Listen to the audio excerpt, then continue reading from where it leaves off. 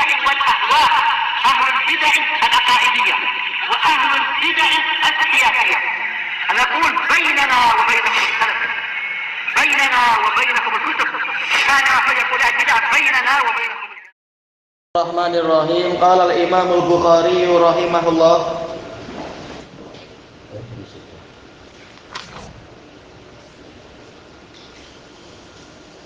Al-babur rabi' wal arba'un, bab yang ke-44.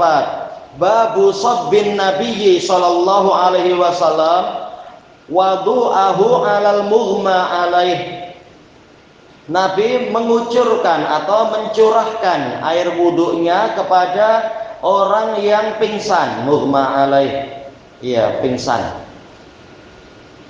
Yang diinginkan oleh Imam Bukhari di sini sebenarnya bab ini masih terkait dengan bab sebelumnya juga, yaitu bahwasanya air wudu, ya air yang sudah dipakai untuk berwudu, sisanya ini dia tidak menjadi najis. Berbeda dengan pendapat Abu Hanifah. Dijelaskan oleh para pensyarah, sering bab-bab yang ditulis oleh Bukhari ini membantah fikihnya para Ahnaf, pengikut Abu Hanifah, sering demikian. Nah, di antaranya adalah ini. Dan juga terkait dengan yaitu tabarruk dengan sisa air wudhunya Nabi. Boleh boleh apa? Untuk mengobati orang sakit. Al-haditsur rabi' wa tis'un ba'dal mi'ah, 194. Haddatsana Abdul Walid qala haddatsana Syu'bah an Muhammad ibn al-Munkadir qala sami'tu Jabiran yaqul, saya mendengar Jabir radhiyallahu anhu berkata, jaa Rasulullah sallallahu alaihi wasallam ya'uduni. Rasulullah SAW pernah datang dalam keadaan beliau menjenguk saya, wa ana marid, dalam keadaan saya sakit. La aqtil, saya tidak berakal. Yaitu apa? Yaitu tidak paham perkataan, saking mungkin sangat pening kepalanya, panas dan sebagainya.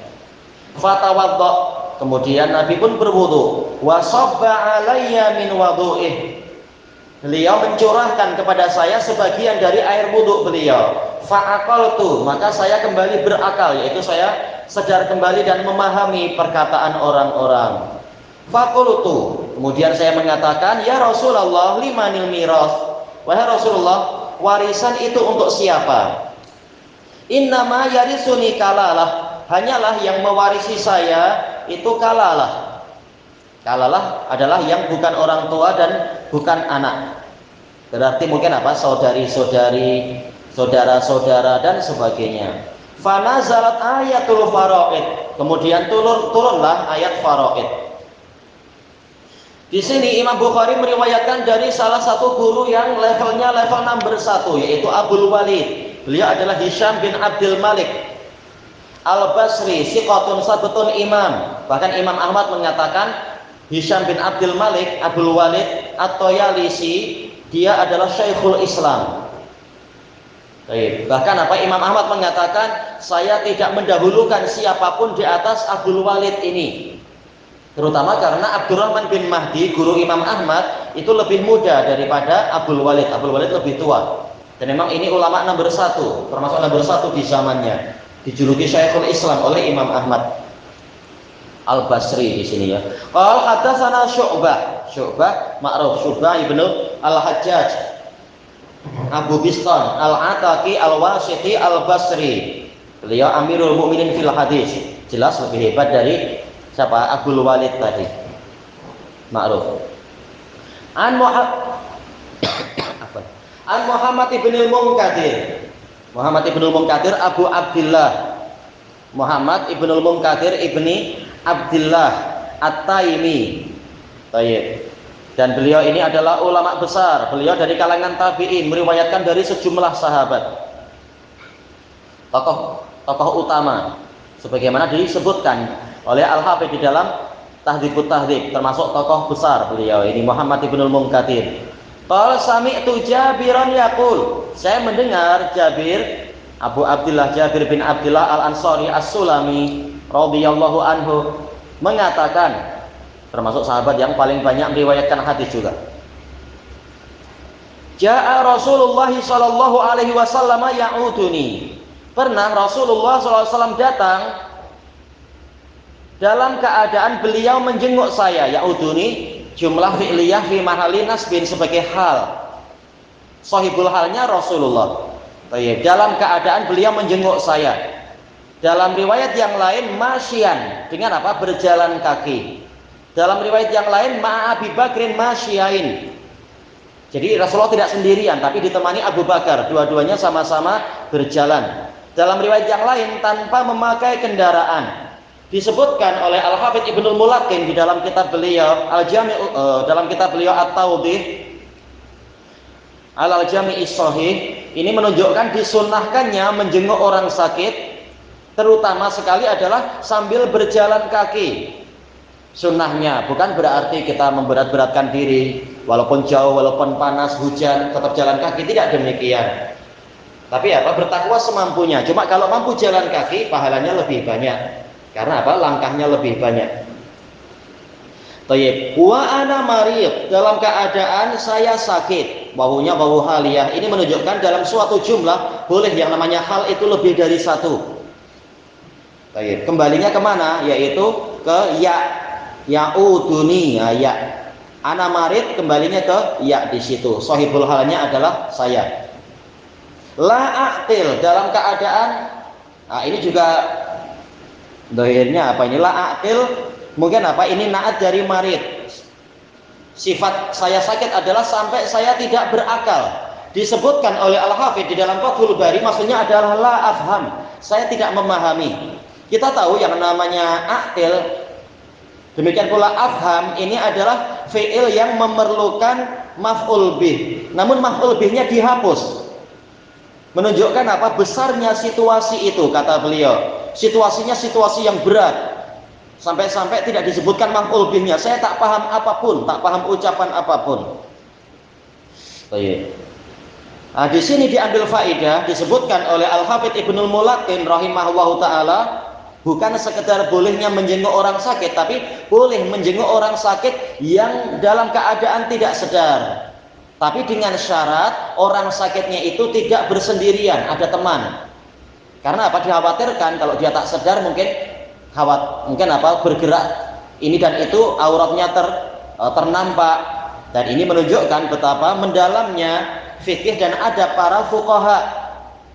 Mereka memperhatikan sampai sedalam ini. Hati-hati, jangan sampai tatkala sakit itu aurat nampak karena tidak sadar kan, bergerak ke sana kemari barangkali atau apa. Jadi kalau orang sakit itu dia sampai tidak sadar, mungkin saking panasnya sampai pingsan, maka diwajibkan ada orang yang menemani. Bukan berarti 24 jam, tapi sering-sering melihat, barangkali perlu apa, atau barangkali auratnya nampak dan sebagainya.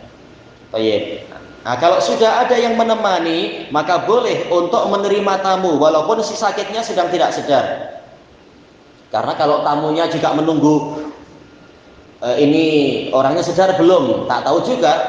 Belum tentu kita tahu tatkala kita datang itu dia sadar atau tak sadar, tapi semampunya kita mampu menjenguk petang ya petang. Kebetulan di petang itu orangnya sedang pingsan, tak apa, kita simbang-simbang, kita bicara-bicara dengan perawatnya misalkan yang ada di situ. Intinya ini boleh, yang penting itu tadi dijaga, jangan sampai si sakit itu nampak auratnya atau perkara yang seperti itu. Maka tamu boleh datang walaupun si sakit tidak siap. Baik. Fatawaddo, maka kemudian Nabi pun berwudu. Ini menunjukkan besarnya perhatian kepala negara sampai mendatangi rumah rakyatnya, memperhatikan situasi mereka dan sebagainya. Baik. Jadi perhatian bukan hanya tatkala situasi sedang diperlukan, sedang kepala negara perlu, sedang mungkin pemilihan raya atau apa, tak. Bahkan kepala negara lah yang mestinya sering-sering memperhatikan keadaan rakyatnya, sebagaimana yang dia janjikan dan sebagaimana yang akan Allah tanyakan di hari kiamat nanti. Baik. Bukan malah selalu mencari perhatian rakyat. Bahkan dia yang mesti mencurahkan perhatian pada rakyat. Dia akan ditanya itu. Maka di sini Rasulullah datang menjenguk rakyatnya. Dan juga sekaligus beliau perhatiannya itu ditunjukkan dengan usaha beliau untuk ikut mengobati rakyatnya itu. Kalau kita dokter, alhamdulillah kita mungkin memberikan resepi atau memberikan obat. Kalau tidak, kita sebagai seorang muslim kita membantu meruqyah barangkali atau apa yang baik-baik. Beliau berwudu, wa sabba alayya min wudu'ih, dan beliau mencurahkan kepada saya sebagian dari air wudunya. Ini yang menjadi sisi pendalilan. Boleh air sisa wudu itu digunakan untuk apa istilahnya apa? Dimanfaatkan dengan manfaat-manfaat yang memungkinkan. Menunjukkan air itu adalah air yang suci. Tetap dia suci, dia tidak najis. Kalau najis tak boleh dia dipegang-pegang. Baik. Sekarang masalahnya apakah tabarruk dengan cara ini boleh untuk selain Nabi SAW? Sebagian pensyarah mengatakan boleh tabarruk dengan zatnya orang-orang soleh. Tapi ini dibantah oleh para ulama yang lain karena para sahabat tidak melakukan itu. Dengan Abu Bakar, dengan Umar, atau dengan Khalid bin Walid misalkan, mereka tidak melakukan itu. Mereka hanya mengkhususkan itu pada Nabi. Menunjukkan memang itulah yang Nabi ajarkan kepada mereka, tidak melampaui itu. Berarti cara kita bagaimana? Ya dengan meruqyah saja. Air ruqyah, dibacakan ayat-ayat dan sebagainya. Adapun wudu ini memang apa? Zatnya Nabi memang sangat diberkahi. Fa'aqaltu, maka saya pun kembali berakal, saya memahami ucapan. Kata Al-Hafidz Ibnul Mulaqin, ini menunjukkan besarnya berkah Nabi SAW dan berkah bersentuhan dengan beliau. Air wudhunya itu ternyata dengan takdir Allah Ta'ala menyebabkan sembuhnya sahabat ini, sembuh atau lebih baik situasinya. Fakultu ya Rasulullah limanil miras, maka saya mengatakan, wahai Rasulullah, untuk siapa warisan itu? Di dalam riwayat yang lain, liman mirasi, warisan saya itu untuk siapa? Harta saya ini akan diberikan atau diambil oleh siapa? Miras artinya adalah tarikah.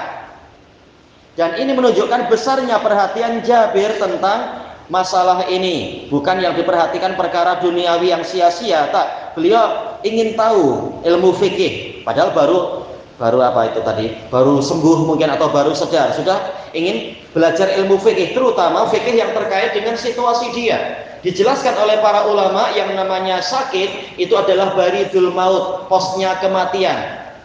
Boleh jadi orang yang sakit itu sakitnya akan diikuti oleh kematian, sebagaimana sakitnya Nabi, atau ya sebagian orang yang sakit ternyata ujung akhirnya memang kematian. Maka ini sebagai peringatan. Tatkala sakit kita diberi peringatan, boleh jadi suatu saat atau saatnya sudah dekat untuk kita akan mati meninggalkan dunia, maka perhatikan, kasih nasihat kepada para ahli waris untuk tidak berebut, untuk mereka menjalankan hukum Allah di situ dan sebagainya. Nah, di sini Jabir bertanya, harta peninggalan saya ini untuk siapa? Innama yarisuni kalalah, hanyalah yang mewarisi saya, yang akan mengambil harta saya itu kalalah. Ada khilaf di kalangan ulama tentang makna kalalah. Panjang lebar dibahas oleh Al-Qurtubi di dalam tafsir beliau, tafsir surat An-Nisa. Adapun yang rajih, yang dirajihkan oleh Ibnu Mulaqin di dalam di dalam kitab beliau Tawdih, dan ini pula yang dirajihkan oleh jumhur ulama, dirajihkan juga oleh Abu Bakar As-Siddiq. Bahkan apa? Ini fatwa Nabi SAW, kalalah itu adalah yang selain far'ul waris dan selain aslul waris, selain anak dan selain orang tua. Berarti hanya saudara atau saudari. Tayyib, fanazalat ayatul faraid, maka turunlah ayat faraid. Tayyib, dikatakan kalalah, iklil itu adalah ikatan yang di sekeliling kepala. Dikatakan kalalah karena dia mengelilingi orang yang mau mati itu, tapi dia bukan orang tua dan bukan anak. Maka kenapa?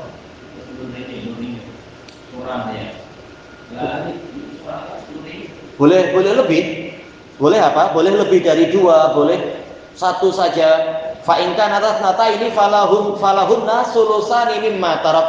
Kalau kalalah itu berupa dua wanita, yaitu lebih dari dua wanita, maka mereka mendapatkan 2/3 dari yang ditinggalkan. Ini menunjukkan kalalah terkadang lebih dari dua. Baik. Ya, yang penting adalah ya tidak ada bapak, tidak ada anak. Maka yang mendapatkan adalah saudara atau saudari. Iya betul. Tergantung dia sudah tua kah, masih muda, masih kecil. Sudah balik ada yatim piatu. Iya, kalau sudah balik bukan yatim piatu. Iya betul. Baik. Maka turunlah ayat faraid. Ini menunjukkan besarnya perhatian Allah kepada para hambanya. Tatkala Allah melihat, mengetahui bahwasanya, yaitu mendapati bahwasanya Jabir memerlukan ilmu tentang ini, maka Allah langsung menurunkan ayat itu untuk memenuhi apa? Keperluan Jabir melalui Rasulullah Shallallahu Alaihi Wasallam. Ini perhatian Allah. Allah ingin agar para hamba itu berjalan di atas hidayah. Makanya tatkala Allah menjelaskan faraid, Allah mengatakan yubayyinullahu lakum an tadillu wallahu bikulli syai'in alim. Allah menerangkan itu semua agar kalian tidak tersesat. Dan Allah Maha mengetahui segala sesuatu. Barang siapa tidak menegakkan hukum Allah dalam faraid, maka dia akan tersesat. Tayyibillahuna wallahu a'lam. Subhanakallahumma wa bihamdika la ilaha illa anta astaghfiruka wa atubu ilaik. Alhamdulillahirabbil alamin. Jazakumullahu khairan.